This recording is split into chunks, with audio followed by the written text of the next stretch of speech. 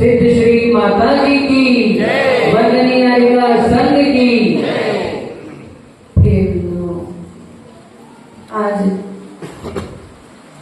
उत्तम त्याग धर्म का दिवस है और यह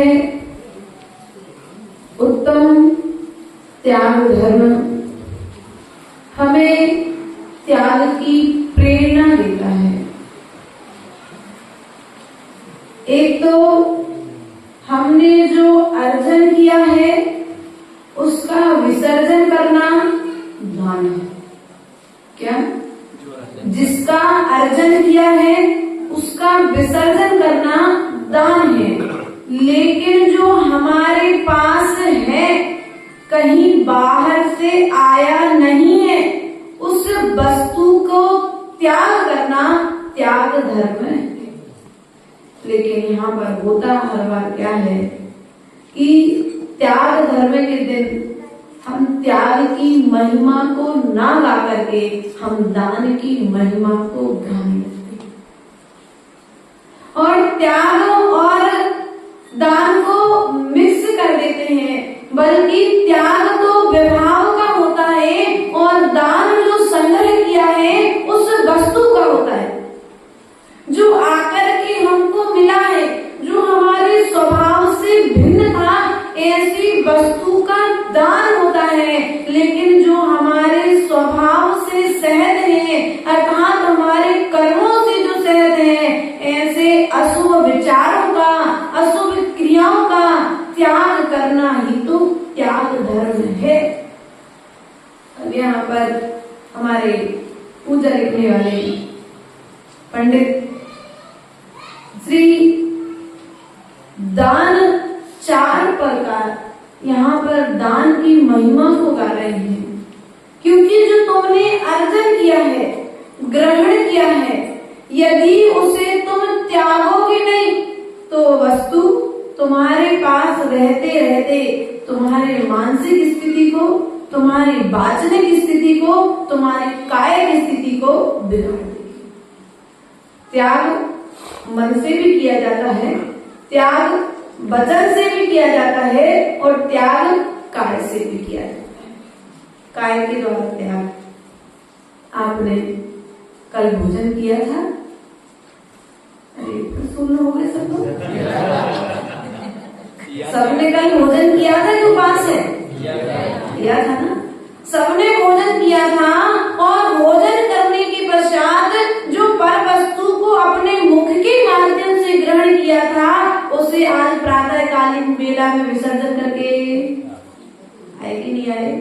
त्याग करके आए कि नहीं आए? बोलो तो त्याग करके आए हो। अर्थात जिस वस्तु का तुमने ग्रहण किया है उस वस्तु का त्याग करना। अब ग्रहण किया था, इतना अच्छा रसगुल्ला खाया तो कैसे त्याग करो? अगर त्याग नहीं करोगे तो शारीरिक स्थिति, बोलो तो त्याग धर्म कहीं किताबों में नहीं है। ये 10 धर्म हम किताबों में ढूंढते हैं, साधुओं के पास ढूंढते हैं, प्रभु के चरणों में आकर के ढूंढते हैं। भैया प्रभु ने वही तो दिया है उपदेश में जो हम रोज जी रहे, कहीं बाहर से। ये त्याग धर्म तुम रोज करते हो, वो रोज तुम्हें ये त्याग धर्म सिखा रहे हैं कि जिसे तुमने ग्रहण किया है उस वस्तु में तुम्हें जितनी आवश्यकता है अपनी आवश्यकता के अनुसार उसे अर्जन कर लो, और जो वेस्टेज है अब तुम्हारे उपयोग का नहीं है उसे त्याग कर दो। हमारा शरीर यही करता है ना, जो उपयोगी रहता है उसमें से सब कुछ ग्रहण कर लेता है और जो अनुपयोगी रहता है उन सब का भाग त्याग। लेकिन हम त्याग ना करें तन के माध्यम से तो तन की स्थिति बिगड़ेगी और तन के साथ मन की स्थिति बिगड़ेगी और मन के साथ वचन की स्थिति भी। ये त्याग धर्म हम रोज त्याग करते हैं, लेकिन हमने मल का त्याग करना तो सीखा है, लेकिन मल रूप जो परिग्रह है उस परिग्रह का त्याग करना नहीं सीखा है। इसलिए हमारी बुद्धि बिगड़ जाती है, बुद्धि भ्रष्ट हो जाती है लोगों की अंतिम समय में। और साक्षात भी अहंकार आना ही तो बुद्धि को भ्रष्ट करना है, क्रोध आना ही तो बुद्धि को भ्रष्ट करना है। क्योंकि धन के अहंकार में आकर की व्यक्ति क्या कुछ नहीं करता। 2 भाई पैसे के बिगड़ते हैं, 2 बहनें अलग अलग घरों में जाती हैं, एक गरीब के घर में जाती है और एक अमीर के घर में जाती है।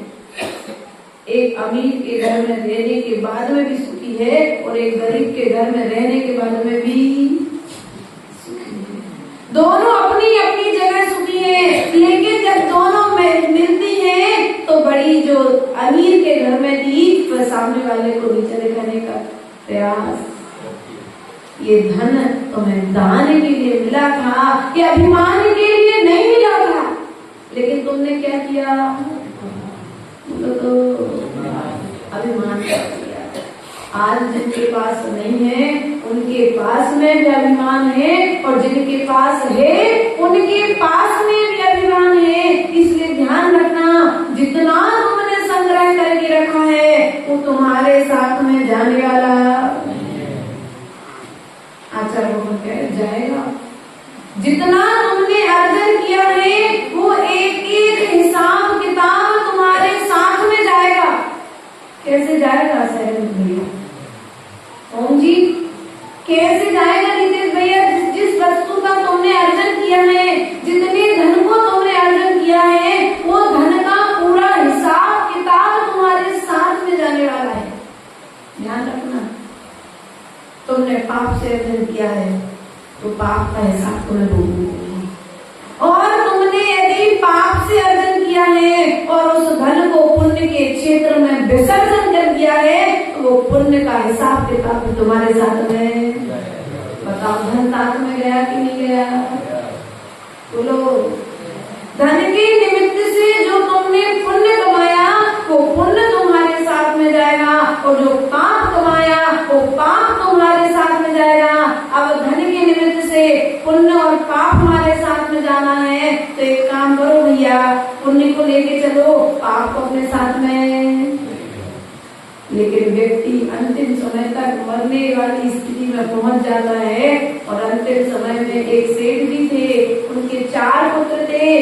सेठ जी बीमार हो गए, तो जब सेठ जी बीमार हो गए पूरा भाभी, तो क्या हुआ, चारों पुत्र दुकान व्यापार सब छोड़ करके पिता के पास आकर के खड़े हो गए। संस्कारी पुत्र थे, उन्हें पिता की चिंता हुई, सब कुछ छोड़ करके पिता के पास आकर के विराजमान हो गए।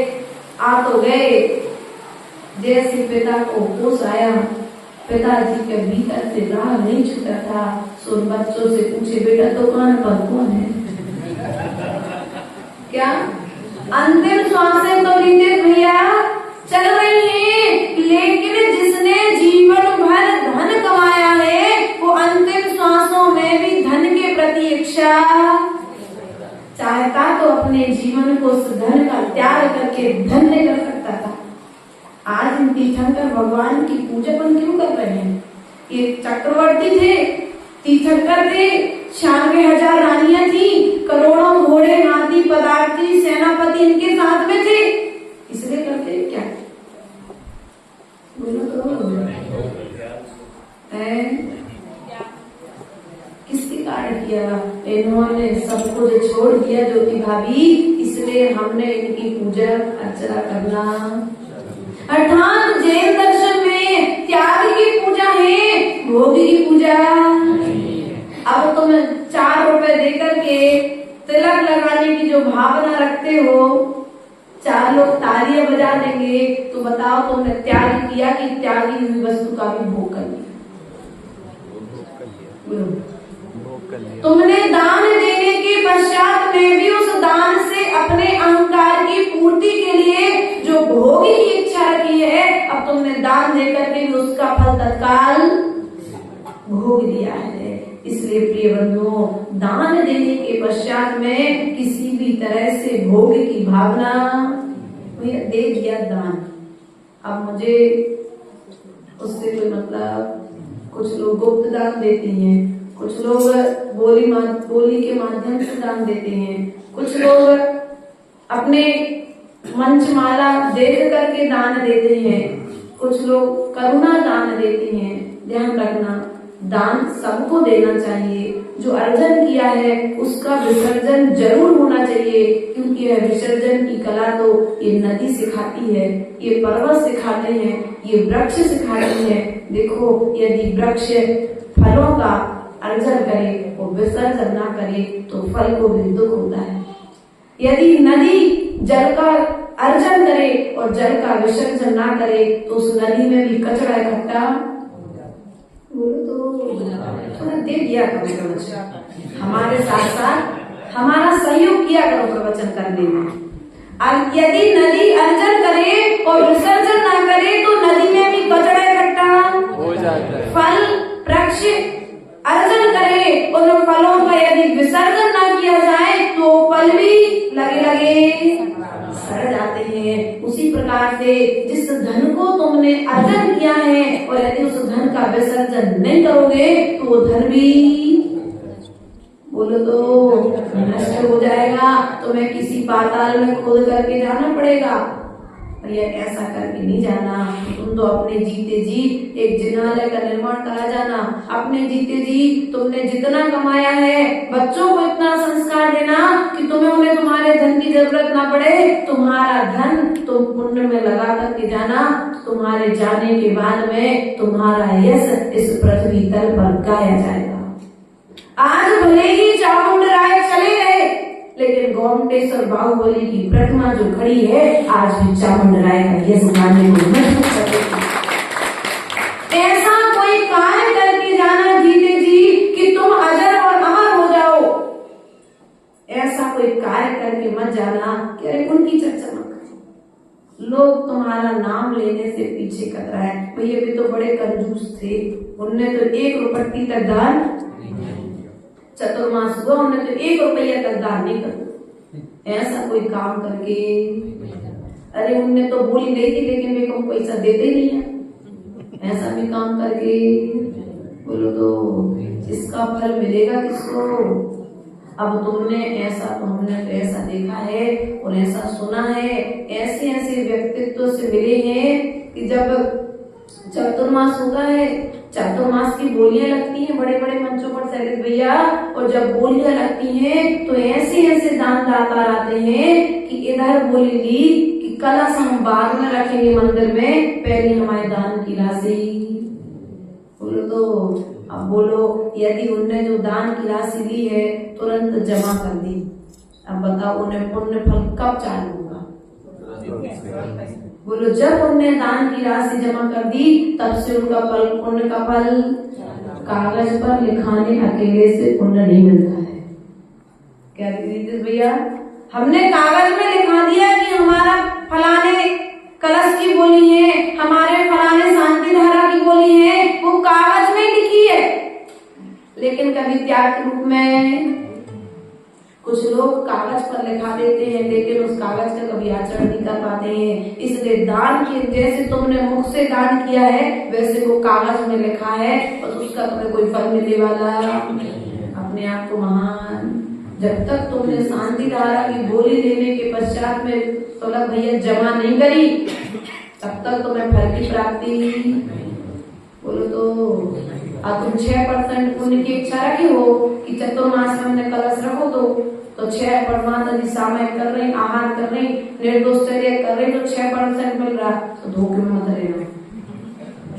तुमने यदि व्यवस्थाओं में सहयोग की भूमिका बनाई है, वो सहयोग नहीं किया है, तुमने ऐसा करके किसी दूसरे को, अपने आप को, स्वयं को मायाचारी तुमने दूसरे के साथ नहीं की, ये मायाचारी तुमने अपने साथ में की है। और एक बार मायाचारी करने का संस्कार बन गया तो ध्यान रखना, ये संस्कार एक दिन धीरे धीरे करके आगे ना बढ़ जाए। इसलिए मायाचारी के संस्कारों को आज त्याग धर्म के दिन त्याग देना,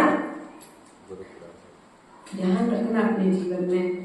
व्यक्ति दान किन वस्तुओं का करता है? जो उसके पास नहीं भी है फिर भी उस वस्तु के दान की भावना, मान के चलो आपने 10 लाख रुपए के कलश की बोली दी, आज राशि नहीं है लेकिन फिर भी आपने 10 लाख का कलश ले लिया। अब धीरे धीरे धीरे धीरे करके, लेकिन त्याग जो तुम्हारे पास में आज प्रेजेंट में है उस वस्तु का त्याग किया जाता है। दान जो नहीं है उस वस्तु का अर्जन करके फिर विसर्जन किया जाता है, लेकिन जो त्याग आज है प्रेजेंट में है और वह उसका त्याग करके व्यक्ति इस त्याग धर्म का आचरण करता है। इसलिए प्रिय बंधु, हमें अर्जन के साथ साथ आज के दिन विसर्जन की कला सीखना है। यही तो हमारा सम्य दर्शन है। चक्रवर्ती त्याग धर्म के लिए डिंडोरी पिटवा दी कि मेरे राज्य में, राजकोष में पैसा बढ़ रहा है, मैं इस धन के लिए धर्मात्माओं के लिए देना चाहता हूँ। अब धर्मात्माओं के लिए देना तो चाहता हूँ, सभी धर्म करते हैं, लेकिन फिर भी मेरे धन का पात्र कौन है? उन पात्रों के लिए धन होगा। मैं अपने धन का उपयोग अन्य कहीं पर नहीं करूंगा। उसने डिंडोरी पिटवा दी पूरे नगर में, और जब डिंडोरी पिटवा दी गई तो नगर के सभी लोग एकत्रित हो गए, और जब नगर के सभी लोग एकत्रित हुए तो उसने परीक्षण के लिए मार्ग में घास बिछवा दी। जो अहिंसा धर्म को मानने वाले होंगे और नहीं मानने वाले होंगे, उनका परीक्षण इस घास के निमित्त से, अर्थात जो धर्मात्मा होंगे वे इस घास पर चल करके नहीं आएंगे, और जो धर्म का पर विश्वास करने वाले नहीं होंगे वे हमारे दान के पात्र भी नहीं होंगे। ऐसा विचार करके उसने घास बिछवाई। बहुत सारे लोग धन के लोभ में, दान के लोभ में, उस वस्तु को प्राप्त करने के लोभ में राज दरबार में प्रवेश तो कर गए, लेकिन भोग सामग्रियां तो मिली, लेकिन उपभोग सामग्रियों के पात्र नहीं हुए। भोग अर्थात जो एक बार भोगी जाए, अर्थात भोजन आदि सामग्रियां तो मिली, लेकिन उपभोग सामग्री धन है, सोना है, आभूषण है, वस्त्र है, आदि आदि सामग्री उनको प्राप्त नहीं हुई। क्यों? क्योंकि राजा ने, चक्रवर्ती ने उनका परीक्षण किया, उसके पश्चात में दान दिया। अर्थात दान देने के पूर्व स्थान का चयन करिए। मेरे दान की सबसे ज्यादा जरूरत किसे? मेरे दान का सदुपयोग हो रहा है कि दुरुपयोग हो रहा है? अर्थात द्रव्य दान देने के पहले आप स्थान का अर्थात पात्र का चयन कीजिए। क्या करना है? त्याग करने के पहले, वस्तु का त्याग करने के पहले जो तुमने त्याग किया है वो दान रूप में परिवर्तित हो, उस दान के पात्र का चयन कीजिए। तो रेणुसार ग्रंथराज में आचार्य भगवंत कुंद स्वामी ने दान के लिए पात्र, सुपात्र और कुपात्र रूप में 3 व्यवस्थाएं बनाई है।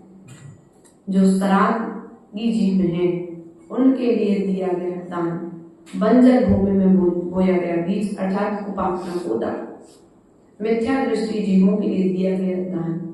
मिथ्या दृष्टि जीव तो आप समझते हैं ना सभी लोग। ऐसे स्थानों पर दिया गया दान जहां पर भोग की सामग्रियों का निर्माण होना है, जहां पर सरागता का प्रदर्शन होना है, ऐसे स्थानों पर दिया गया धन का दान तुम्हें भविष्य में कुछ बंजर भूमि में बोए गए बीज के समान है। अब पात्र को दिया गया दान, किसको दिया गया दान? पात्र।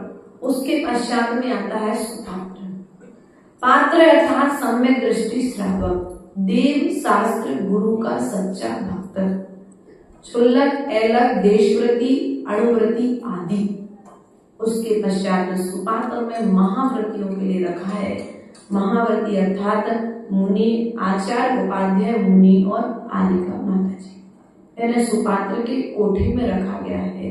यदि तुमने इनके निमित्त से दान दिया है तो वह दिया गया दान, आचार्य भगवान कहते हैं, वह अति सच्ची मन से राई के दाने बराबर यदि दान दिया जाए तो वह राई के दान, सच्चे मन से दिया गया दान तुम्हारे लिए सुमेरु पर्वत के जैसे फल को देने वाला होगा। सच्चे मन से होना चाहिए दान, भावनाओं से होना चाहिए दान। अरे उनने कही थी सो हमने दे दी, हमारी कौन गुंजाइश, अरे भी जबरदस्ती लिख ले गए हमारा नाम, नहीं, ऐसा नहीं होना चाहिए। दान देने के बाद में अहोभाव होना चाहिए कि भगवान मैंने तो जीवन भर अर्जन किया है, आज मुझे विसर्जन करने का सौभाग्य मिला है। मरे मन जैसे नहीं हो जाओ। जैसे वृद्ध व्यक्ति की स्थिति होती है ना, ऐसे दान देने के पश्चात कुछ व्यक्तियों की स्थिति होती है, यार काय को देता हूँ मैंने, इतना नहीं दे कि और दे दे तो ज्यादा अच्छा रहता। हमने यहाँ सैलस भैया को दान दिया तो उन्हें जरूरत देखा थी, नहीं भैया सैलस भैया को जरूरत तो किसी की नहीं थी, सुलभ भैया को जरूरत तो किसी की नहीं थी, अर्थात यहाँ पर बैठे प्रत्येक श्रावक को किसी के दान की जरूरत नहीं थी। इतना कमाता है कि स्वयं एक एक मंदिर खड़ा करना चाहे तो स्वयं खड़ा कर सकता है। लेकिन तुम्हारा धन जो जीवन भर तुम अर्जन कर रहे हो, तुम इस निमित्त से, इस दिनालय के निमित्त से, इस चातुर्मास के निमित्त से कुछ विसर्जन कर सको, अर्जन के साथ साथ तुम विसर्जन की कला सीख सको। सो तुम्हारे द्वारे गए थे कि भैया कुछ दान, लेकिन तुमने जी आ गया मांग क्या कहते हैं आप, अरे यार जी आ गया।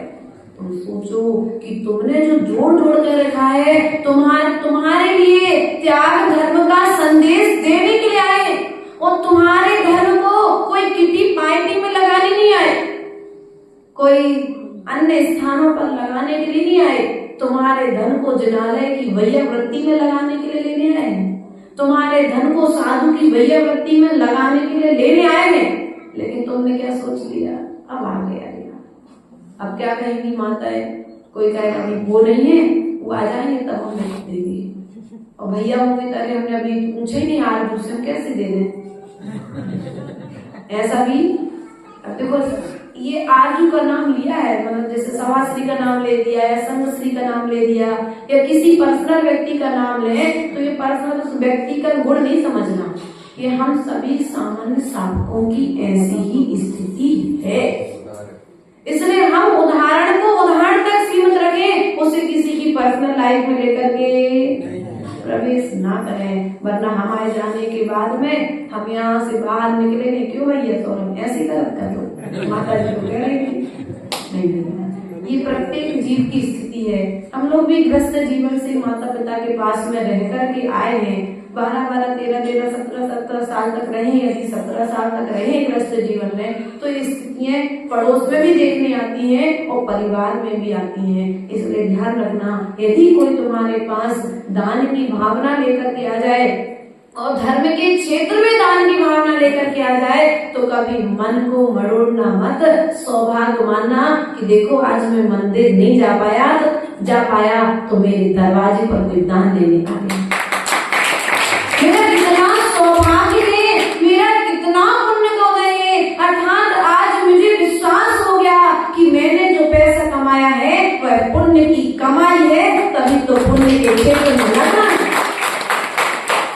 पुण्य की कमाई नहीं होगी रितेश भैया, तुम सोचते रहोगे हमें देना है, दान देना है, लेकिन सोचते सोचते तुम मरण को प्राप्त हो जाओगे, लेकिन दान नहीं दे पाओगे। ऐसे कई श्रावक श्रेष्ठी वर्तमान में हुए और जो जीवन भर कमाया है वो सब छोड़ के चले गए, साथ में नहीं ले जा पाए। विश्व विजेता कौन था?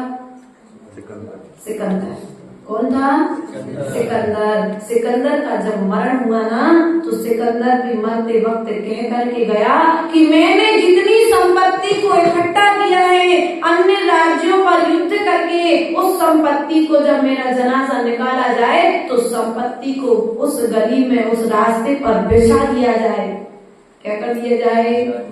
मेरी जब अर्थी निकाली जाए तो उस धन को बिछा दिया जाए, और जब मुझे उस अर्थी पर, काठी पर लिटाया जाए तो मेरे दोनों हाथ खोल करके बाहर निकाल दिए जाएं। तो मंत्री ने पूछा, भगवान राजा ऐसा क्यों? तो बोले मैं इस दुनिया को बताना चाहता हूँ कि मैं आया था, मैंने विश्व पर विजय तो प्राप्त कर ली, लेकिन जाते समय एक कण मात्र भी अपने साथ नहीं ले। उसी प्रकार ध्यान रखना, तुमने विश्व पर विजय तो प्राप्त नहीं की, लेकिन तुमने जो अर्जन किया है वो तुम साथ में ले जाने वाले बोलो तो कोई ले जाए। किसी के कफन में पंचम काल में जेब बनने लगा, ऐसा कुछ है क्या भैया? व्यवस्था तो कर ली कि नहीं कर ली? थोड़ी सी पहले व्यवस्था करके जाना कि जो तुमने कमाया है वो साथ में, आज मोह के कारण तुम जब दबा करके रखे हो। भैया कब के लिए रखे? एफडी बना ली, काहे के लिए? मुसीबत के समय काम में आएगी। कब के समय काम में आएगी? अब मुसीबत आएगी नहीं जब तुम उस एफडी का दान कर दोगे तो मुसीबत आएगी ही नहीं। तुमने जो नकारात्मक सोच करके रखा है वो नकारात्मक विचार ही मुसीबत को आमंत्रण दे रहा है। अब मुसीबत आएगी तब उस मेहनत से तुम्हारा धन, बोलो तो बात समझ में नहीं आएगी? आएगा। तो ध्यान रखना अपने जीवन में कि जो भी हमें अर्जन किया है उसका विसर्जन की कला साथ में सीख लेना, क्योंकि नदी जब विसर्जन करती है तो समुद्र रूप में परिवर्तित हो जाती है। अर्थात जो जितना जितना दान करता है उसका धन उतना उतना बढ़ता जाता है। इधर हम सोचते हैं कि आज कितने सारे और लोगों ने बहुत सारे श्रावक हमारे पास गिफ्ट लेकर के आते बच्चों को देने के लिए, और हम इधर त्याग करते हैं कि वो हमारे पास फिर से आ जाती है। हम अलमारी खाली नहीं कर पाते, क्यों? क्योंकि हम यहाँ पर त्याग करने की भावना रखे ना, इसलिए वस्तु अपने आप और बोलो तो डाली से यदि फल तोड़ा ना जाए, डाली से यदि फूल को निकाला ना जाए तो दूसरा फूल आएगा क्या? बोलो तो थोड़ा जोर से बोला जाए। अब काम को अंत नहीं करी थी क्या? सबकी एकाश तीसरे थोड़ी कम आवाज आ रही, कोई बात नहीं, लेकिन ध्यान रखना डाली से फूल जब निकाल लेते हैं तो नया फूल उस पर जब एक फल निकालते हैं तो नया फल उस पर, और जब हम एक वस्त्र का त्याग करते हैं तो नए वस्त्र भी हमारे पास। लेकिन हमारी स्थिति क्या है? जोड़ जोड़ के रखते जाओ, देने का ध्यान रखना। वो कपड़े गोदरेज में रखे रहेंगे और जब तुम्हारा मरण होगा तो जो तुम पहने हो वो पहने हुए कपड़े एक साथ में बस। बाकी स्थिति तुम लोग जानते हो, मार्केट पर जाकर के तुम लोग क्या क्या करते हो बेचारे के साथ में। जीते जी करोगे तो बेचारा तुम्हें ऐसा करने इसलिए ध्यान रखना, मरने के बाद क्या होना है तुम्हारे साथ में तुम लोग सब जानते हो। मरघट पर जाकर के तुम्हारे साथ क्या होने वाला है, जिनके लिए तुम जोड़ रहे हो वे तुम्हारे सबसे पहले बोलो तो। हम देखो मरघट नहीं गए इसलिए पूरी नहीं बता रहे। मरघट पर जाकर के आग कौन लगाता है? जीवन है पानी की बूंद कब मिट जाए, जीवन है पानी की बूंद कब मिट जाए, होनी अनहोनी हो, होनी अनहोनी कब क्या घट जाए, जीवन है पानी की बूंद सोच रहा लेटा लेटा साथ जाएगा बेटा। ऐसे सोच रहा आपका बेटा साथ में, लेकिन वो बेटा जिसके लिए तुमने माया जोड़ करके रखी है वो बेटा भी एक दिन तुम्हें मरघट तक छोड़ाएगा और आग लगा करके विसर्जन। बोलो तो मुंह में था, अब आएगा मरघट तक छोड़ाए ना पिताजी को, अब होगा हिसाब किताब। बोलो तुमसे प्रेम था अर्जुन की तुम्हारी संपत्ति से, प्रेम तुमसे था सौरभ कि तुम्हारी संपत्ति था अविनाश। अविनाश भैया किसकी प्रेम है? आज सम्मान किसको दे रहे? बोलो तो, और संपत्ति नहीं हो सो ध्यान रखना। ऐसी भूल हम ऐसा करके आ रहे हैं, हम अनादिकाल से करते आ रहे हैं। हमने संपत्ति को सम्मान दिया है, लेकिन ऐसे कंजूस सेठ जी थे। कौन थे? अब इसमें कंजूस सेठ किसको बनाए? अंकुर को बनाते थे, है ना। अब ये अंकुर सेठ जी थे, कंजूस सेठ थे, महाकंजूस सेठ थे। वो ऐसा कभी दान नहीं करते थे।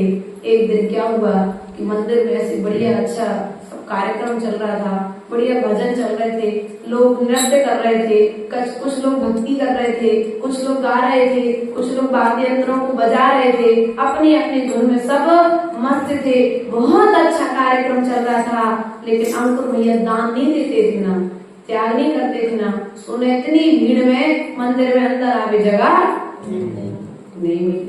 अब जब उनको जगह नहीं मिली तो सेठ जी जो प्रवचन कर रहे थे, मतलब मंदिर में जो त्यागी व्रती आए तो प्रवचन कर रहे थे कि ये जो दान नहीं देता है, जो धन का अर्जन करता है आदि आदि प्रकार से, तो इनके मन में, अंकुर के मन में विचार आया कि चलो क्यों ना हम कुछ दान कर दें।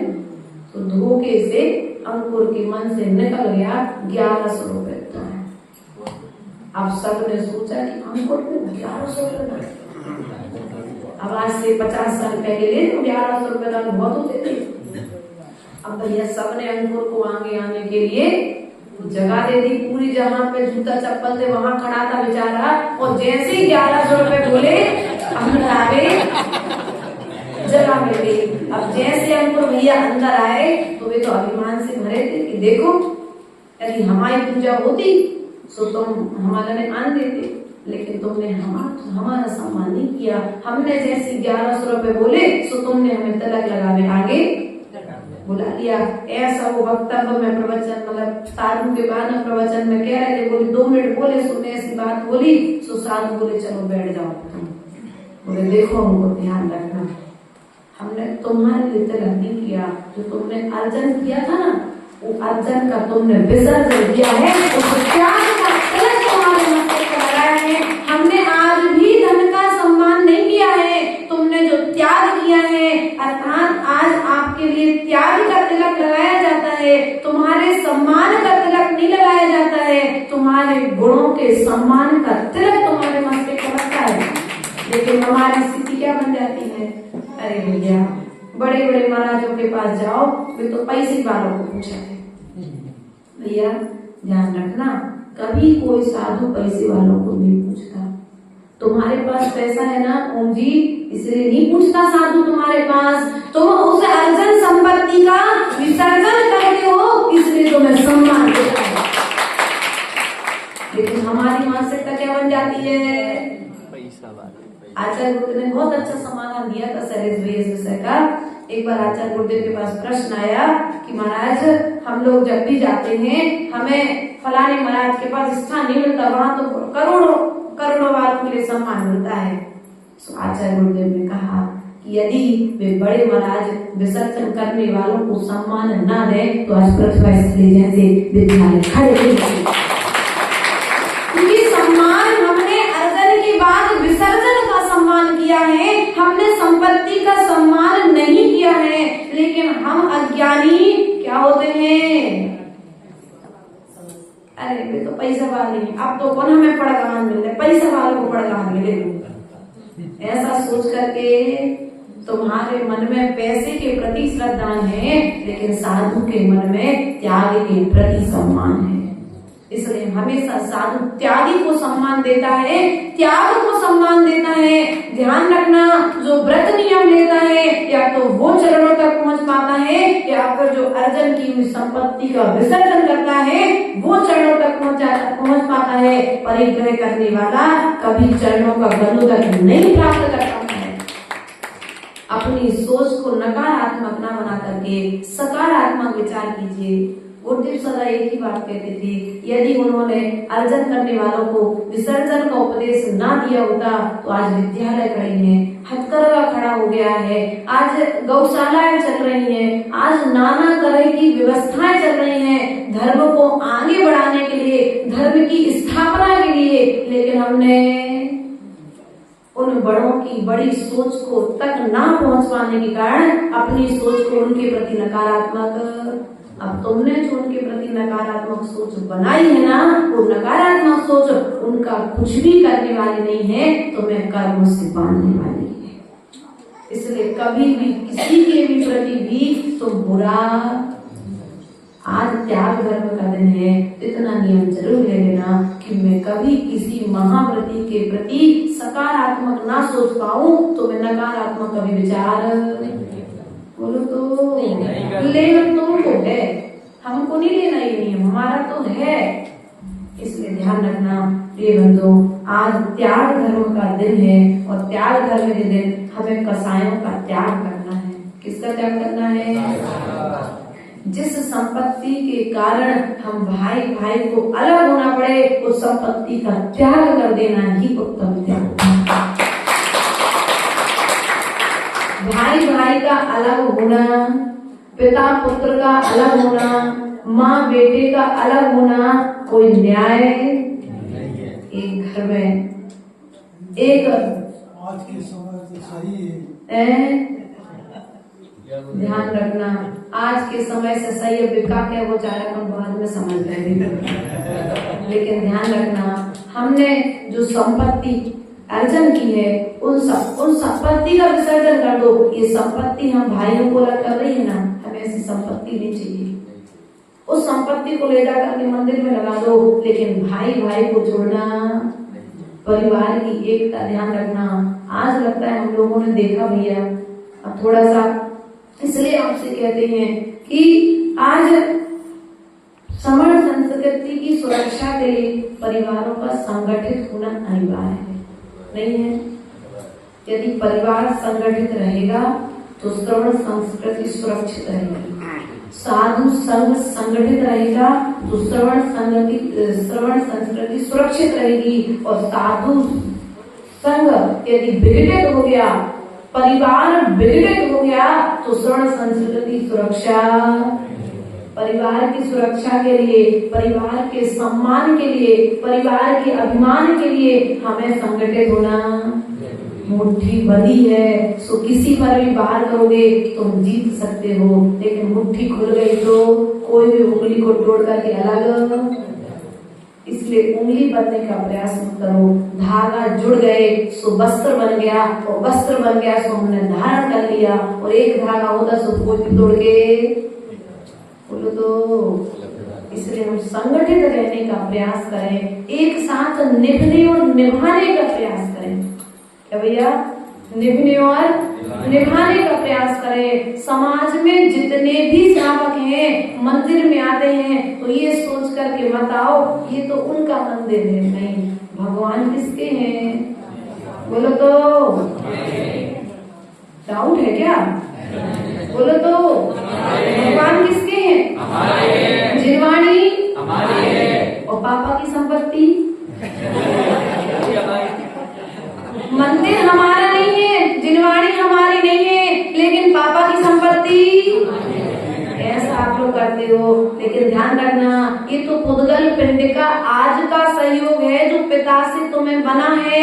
हमारा इन अनंत देव से तो अनादिकालीन संबंध है।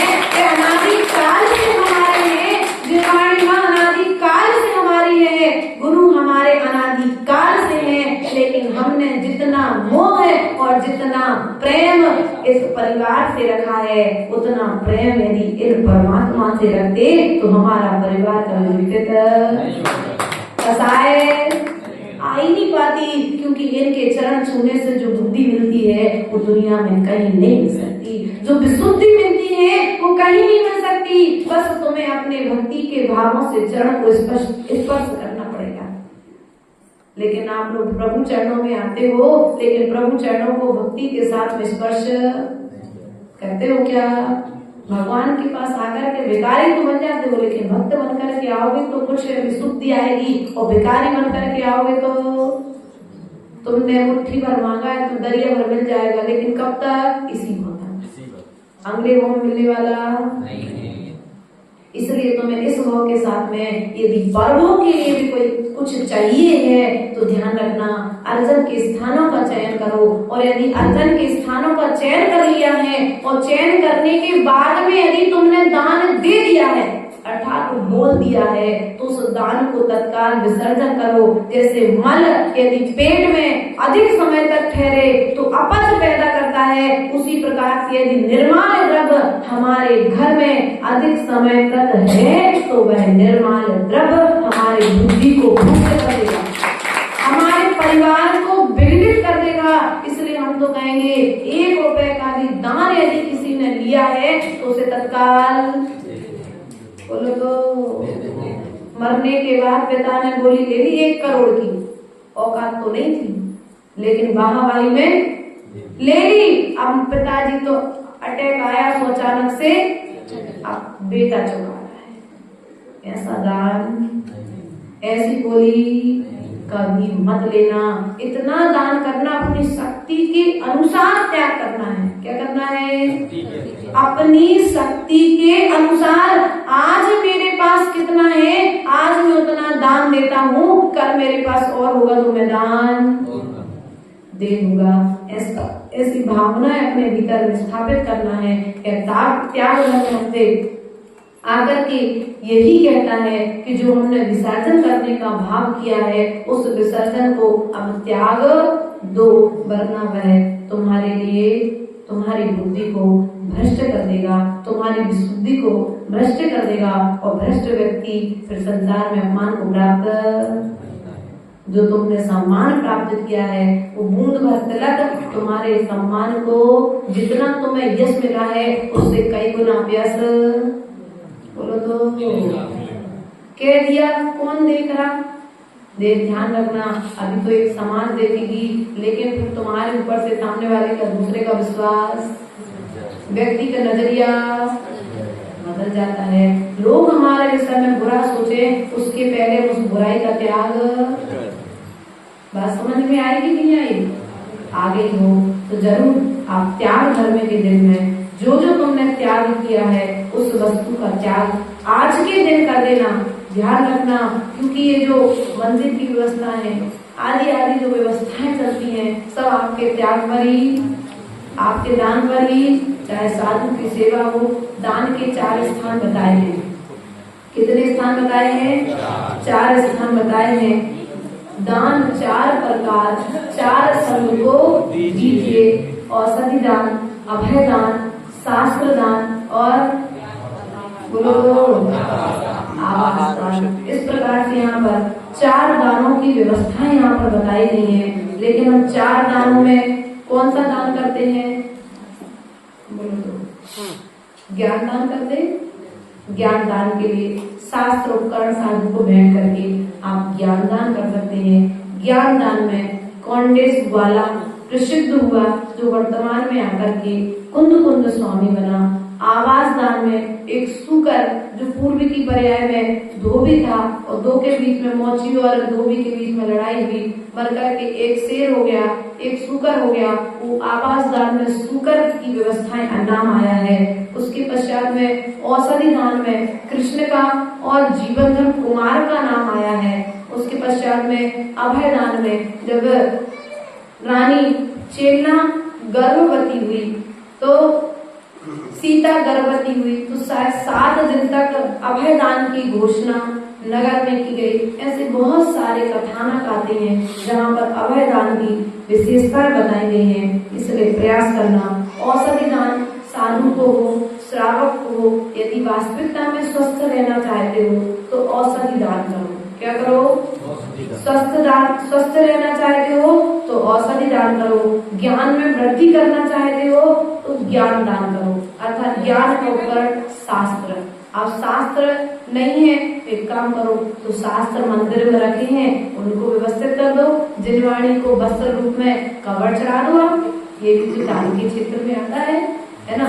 इस प्रकार की हमें दान की व्यवस्थाओं को समझना चाहिए, और दान की व्यवस्थाओं को समझ करके अपने जीवन उन्नति की ओर ले जाने का प्रयास और पुरुषार्थ करना चाहिए। तभी यह त्याग धर्म हमारे जीवन को ऊंचाइयों की ओर लेकर के जाएगा।